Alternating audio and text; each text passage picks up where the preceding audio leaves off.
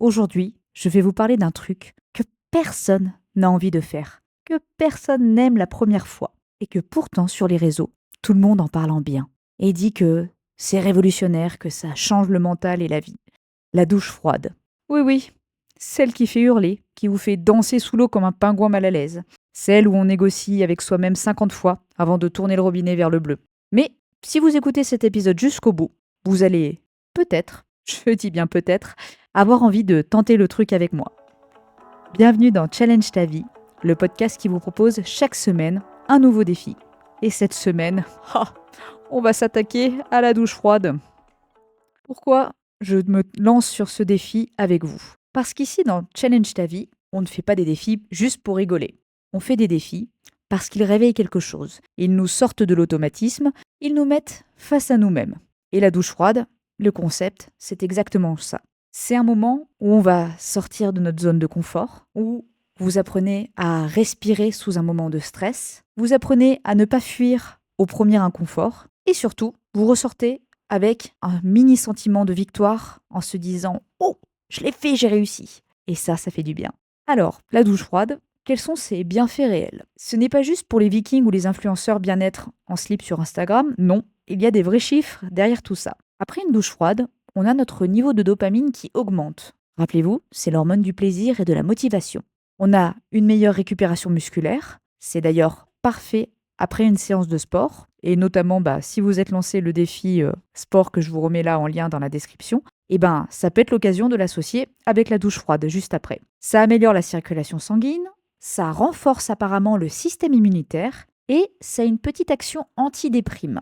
Bon, on va pas se mentir, le vrai bénéfice immédiat, c'est surtout de sortir de la douche en se disant « j'ai réussi, je l'ai fait ». Et ça, on aime. Alors, mon expérience personnelle avec la douche froide, faut savoir que j'ai déjà fait une tentative, c'était l'hiver dernier. Oui, parce que la fille n'est pas très maligne, elle se lance ce défi en plein hiver, surtout que j'habite dans une région où il y a de la neige l'hiver et il fait très froid. Et par-dessus le marché, le soir, je m'étais dit, c'est pas grave, je me ferai une douche froide, comme ça va me rebooster. Franchement, les premières fois, j'ai détesté. J'ai râlé, je faisais des allers-retours entre chaud-froid, chaud-froid. Au final, j'allais super vite et j'éteignais vite l'eau et j'étais à moitié savonnée. C'est vrai qu'après, par contre, après avoir passé ces moments un peu désagréables, j'avais un véritable boost. J'avais un vrai regain d'énergie, je me sentais bien, comme après une séance de sport en fait. Et en plus, j'avais mon mini orgueil intérieur qui était super fier. Bon après, clairement, ce défi, je l'ai pas tenu longtemps. Et là, du coup, c'est pour ça que je vous propose de le faire plutôt pendant les beaux jours. C'est pour ça que je vous le propose début mai. Il commence à refaire beau. Ça va être moins compliqué de se lancer là-dedans. Comment allons-nous attaquer ce défi? On va commencer par faire une douche normale. Et à la fin seulement, on va tourner le robinet légèrement vers le froid. Pendant, 5, voire même 10 secondes pour les plus courageux d'entre vous. Puis, la douche suivante, on va essayer de tenir 20 secondes. Puis après, au fur et à mesure qu'on va s'habituer, à la fin de la semaine, le but, ça va être de prendre directement une douche froide. Alors je vous conseille celle-ci vraiment de la faire après une séance de sport parce que ça va être plus simple. Vous aurez envie de vous rafraîchir parce que vous aurez transpiré, vous aurez chaud.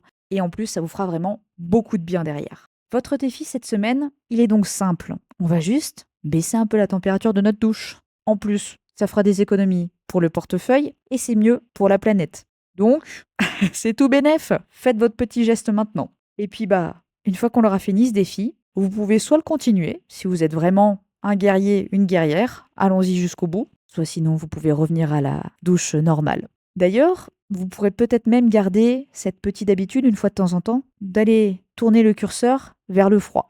Vous m'en direz des nouvelles en tout cas, savoir si vous voulez tenter, je serais ravie de vous lire en commentaire, ou si au contraire, non, c'est pas pour vous et que vous préférez rester avec votre bonne vieille douche chaude.